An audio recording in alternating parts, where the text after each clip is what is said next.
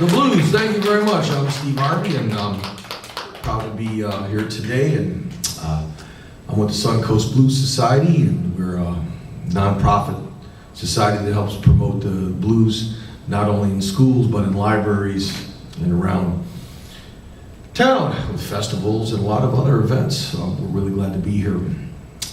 My history, I grew up in Chicago. I was born in 1957 in Chicago. My mother was a jazz singer, and she sang with the Wayne King Orchestra. My father was just a stockbroker guy that liked my mom, and so the main, music influence came from my mother in jazz.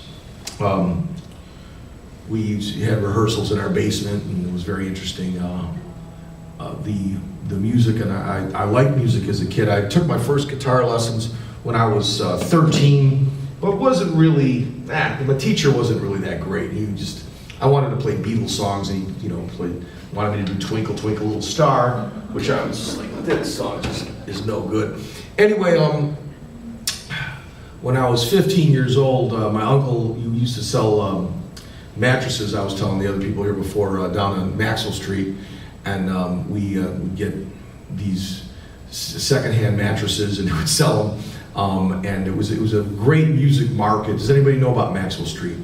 It's a part of Chicago, and it was a great place where street musicians would play for tips, and then that's how I got exposed to a lot of blues on Maxwell Street. It was just really cool to see all these people play and the excitement of blues music. So that kind of started me on a whole foray of doing a lot of research. There were still a lot of guys that were alive that Sunnyland Slim and Johnny Littlejohn, guys that weren't as big as the name of like Muddy Waters, even though, if you go to my website, you'll see photos of Muddy and I. Actually, I was played basketball more with Muddy's kid. That was bigger than playing blues at that time. Blues wasn't as exciting, it wasn't as popular until the movie The Blues Brothers came out. So anyway, growing up, I got to meet a lot of these sidemen and started playing blues, and really got immersed in the Chicago blues. I met a young guy by the name of Ben Andrews when I went to college, and he was the one that really turned me on more to the Mississippi Delta, Charlie Patton, Robert Johnson, and where the blues came from. So I was, grew up in Chicago and knew the electric urban blues of Chicago, but where did the blues come from? Well, a lot of it came mostly from the cradle of the South, Mississippi, Louisiana, Alabama, the whole South, and it comes from African American roots, and a lot of it comes from a lot of in the cotton fields. A lot of people were doing hollers towards each other. They weren't allowed to communicate with a lot of times. There wasn't big communication, the cell phones and stuff. So a lot of the stuff were done by chants and by drum beats, and a lot of the stuff incorporated into blues. A lot of the people that were exposed to the instruments that were made, like the guitar that came from Ireland and from England. A lot of them could get their hands on guitars and start playing guitars. But it was hard to get guitars because they were very expensive, as I said before. So the expensive guitar made it a lot easier for people to make cigar box guitars, such as this. They took a cigar box guitar, or a cigar box, and then they would put strings on the cigar box. Now, before this, a lot of people would play a diddly bow, or they would take a wire, and they would take the wire and they would put it on their front porch to have like a slide type instrument. And I actually have very interesting, this is a yardstick, and it's only one string. And what they would do in the beginning of the blues would play a one-string instrument like this. And they would just take it and just do like a moaning type blues where it was just,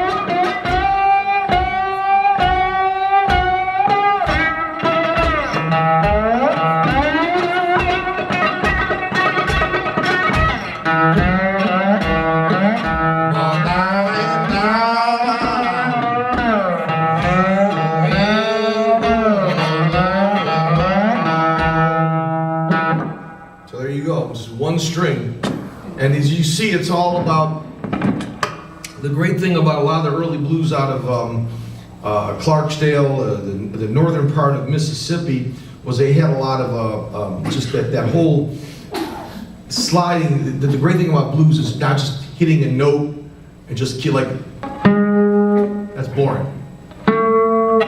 Everything always had like a little bit of a slide, like a sitar or how do you explain it? The instrument the blues is all about bending in and bending out.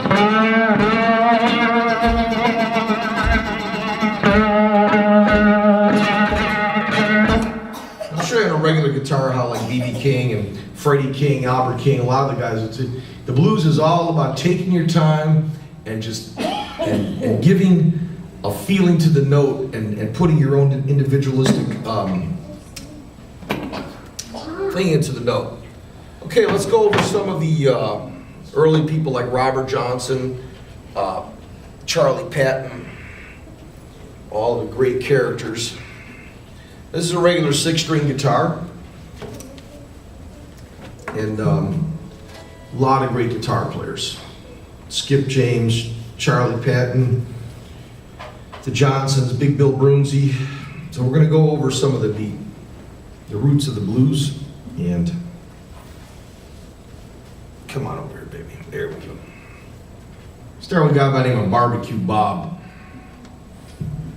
Barbecue Bob.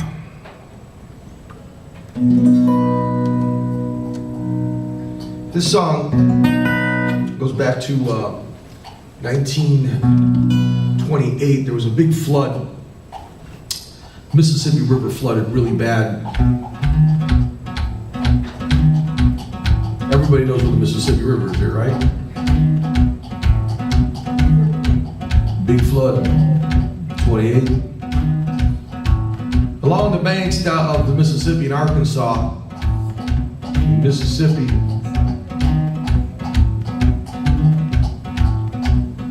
they make what's called levees to keep the water when the water floods, so it don't go over the banks.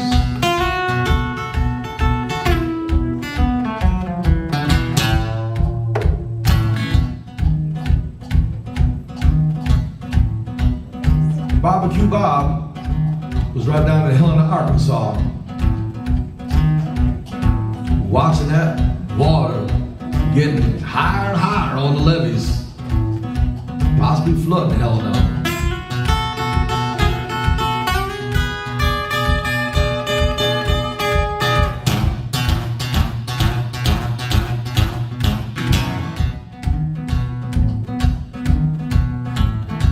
Wrote the song Mississippi Heavy Water Blues.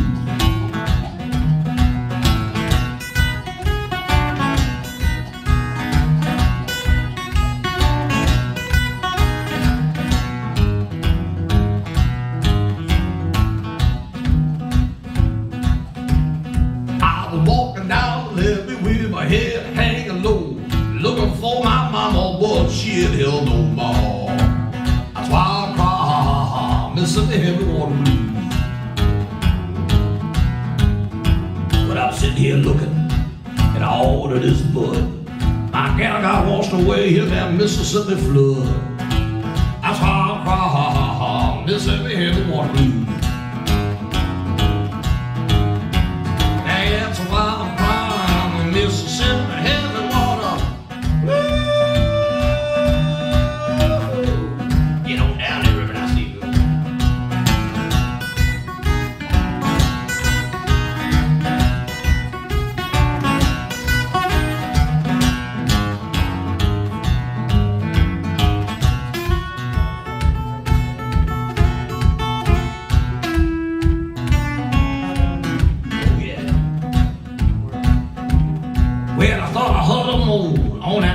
Arkansas side. Crying how long, baby, before that water rise. That's how I'm crying, Mississippi heavy water blues. Well, I'm sitting here looking at all of this mud. My gal, she got washed away in that Mississippi flood. That's why I'm crying, Mississippi heavy water blues.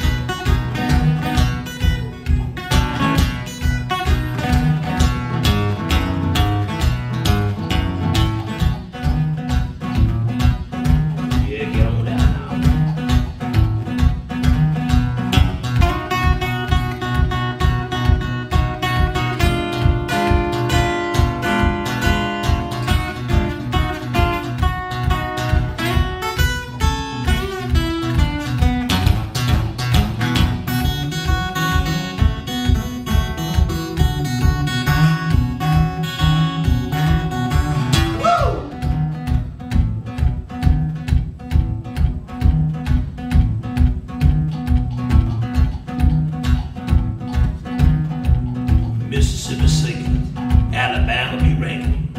Everybody in Louisiana said the whole town's taking now. That's why I'm crying, Mississippi heavy water blues. Yeah, just one more thing old barbecue Bob's got to say. Well, now there ain't no more women out here because they all got lost away. That's why I'm crying, Mississippi heavy water blues. That's why I'm crying, Mississippi heavy water blues. Get on down that river now. Come on, Steve.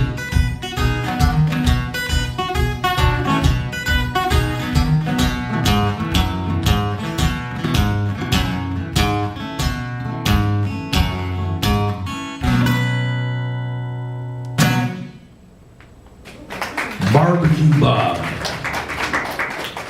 So what makes the blues different? Well, some of the guys that use finger picks, as you see, I don't use a regular pick on my guitar, on my hand. I used an electric a pick until 1985, and I was so blessed to have played with a great guitar player by the name of Hubert Sumlin. Hubert Sumlin was Howlin' Wolf's guitar player for many years. You can go on YouTube and see a lot of these videos, and Hubert got me to stay away from the pick. And so, you know, not only in a lot of the great guys like Freddie King, he didn't use a guitar pick. Buddy Guy has kind of got a secret little paper clip attached to his thumb, but usually Buddy uses his fingers, and so that's kind of the style. My style of finger picking comes from Mance Lipscomb, who's was actually more of a Texas blues guy, and that's that dead thumb approach that I've built up over the years. But anyway, there's so much to talk about. We don't have a lot of time, so we've got to keep moving on here with all the different styles of blues. Robert Johnson. I'm gonna do my dedication to Robert Johnson, Tommy Johnson, and Blind Willie Johnson, which are they're all actually not even related to each other, but they're all from around the same period.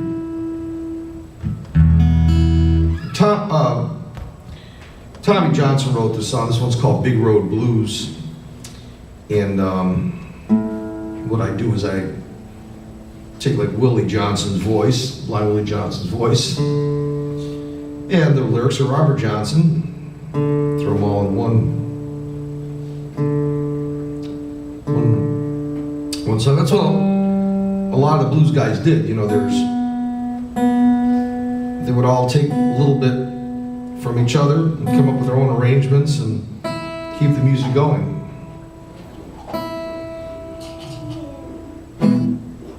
Big Road Blues.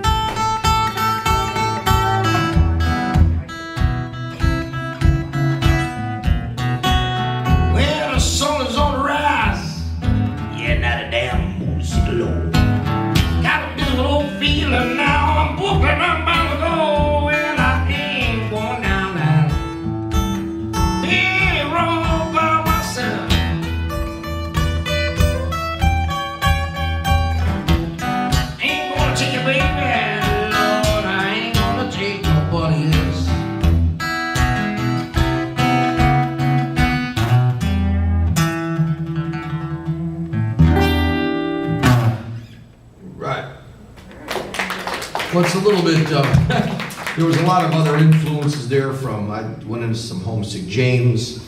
It's a great thing. You can start with the basic blues and then end up, you know, doing a lot of different stuff. And that's kind of what happens with a lot of guitar players. They're very influenced by it. And then guys like Jimi Hendrix, Stevie Ray Vaughan, Clapton. That's why the blues, if you are a guitar player out there, it's very important to understand the style of the blues and how it's